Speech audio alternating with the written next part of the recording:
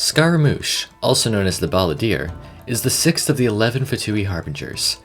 He was created by Beelzebul, the current Electro Archon, as a test for her Raiden Shogun puppet.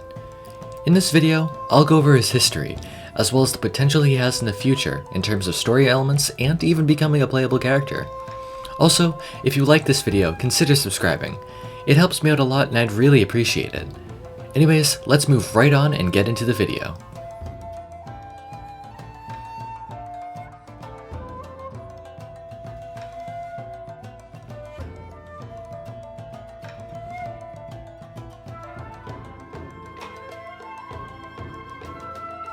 We first meet Scaramouche in version 1.1 during the Unreconciled Stars event, in which he calls himself a vagrant from Inazuma.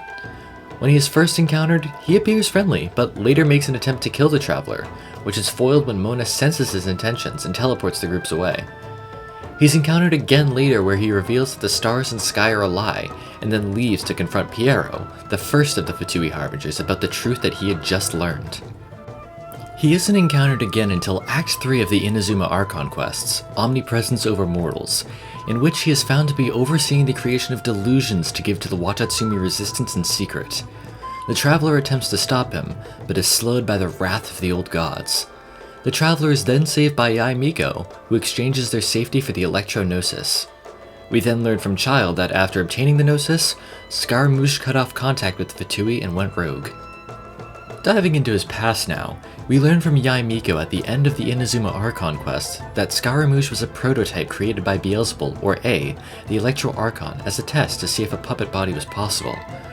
We also learn from the Husk of Opulent Dreams artifact set that he shed tears upon his creation, which led A to believe he was too fragile to hold her Gnosis.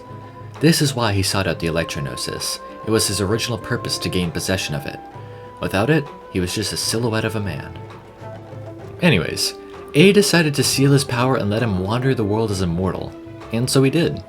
For a time, he lived in Tatarasuna with the bladesmith inspector Makoshi Nagamasa and his Yoriki, Katsuragi. He was close with these two, and was there when Nagamasi created the claymore known as the Katsuragi Kiri Nagamasa.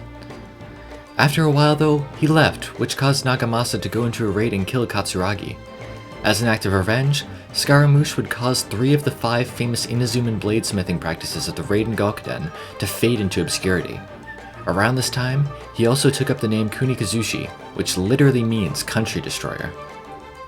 After a while, he would meet Piero, who offered him a position in the Fatui. Seeing as he had nothing better to do, he joined them, and eventually came to be known as Scaramouche. He would become known as the Balladeer, and would climb to the rank of the 6th of the 11 Fatui Harbingers.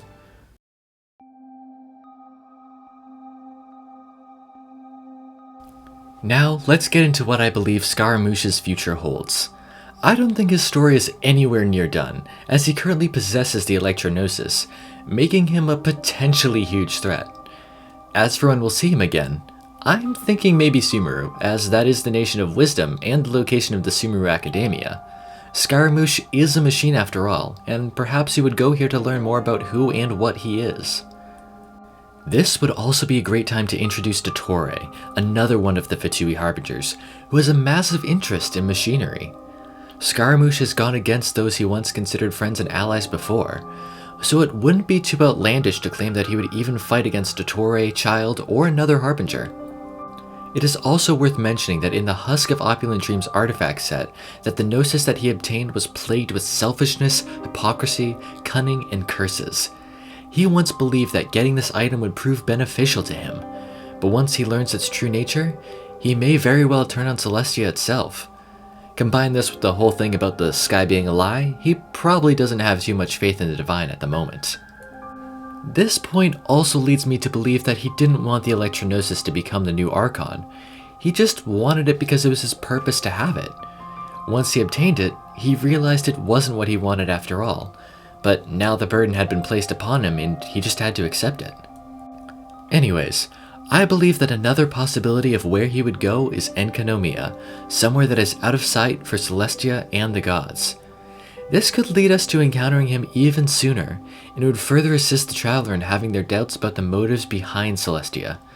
The disasters of Dragonspine and Surumi Island combined with the entire Archon War doesn't make them look that good in the first place. Wherever and whenever we see him again, I firmly believe in one thing, and that is he will join us in our journey and become a playable character. He may very well want to seek revenge against the Divine once he learns the truth behind the Gnosis, and may think that we would be a powerful ally if it ever came to facing the Divine head-on. So for now, let's move on to discuss his playability and how and why he would join our parties.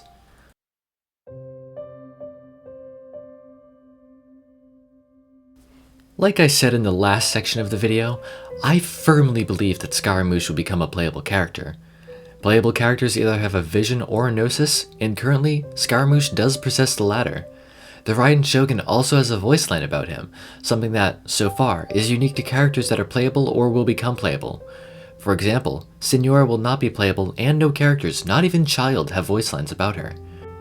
Furthermore, in the game files, his model is that of a male Catalyst character, unlike Signora, who is under the monster category. Let me just say that this does not outright confirm that he will use the Catalyst, as things can still change during development. I think he could either be like the Raiden Shogun and use a polearm, or he could even use a claymore to reflect on the Katsurakiri Nagamasa, a claymore forged by his once friend at Tatarasuna, Nagamasa. There is no doubt that he'll be an Electro character, as he currently possesses the Electro-Gnosis.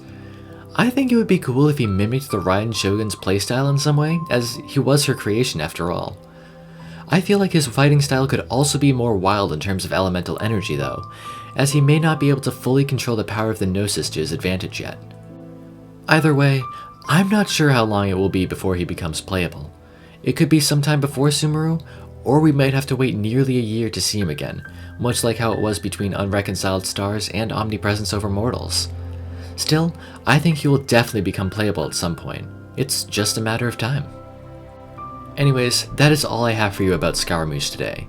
He is one of my personal favorite characters, as I am a big fan of the mystery and lore behind him, and I'm very excited to see more about him. I would love to hear your thoughts regarding him in the comments below as well. Anyways, that's it for this video. Thank you so much for watching. I hope you all have an amazing day, and I'll see you all in the next video.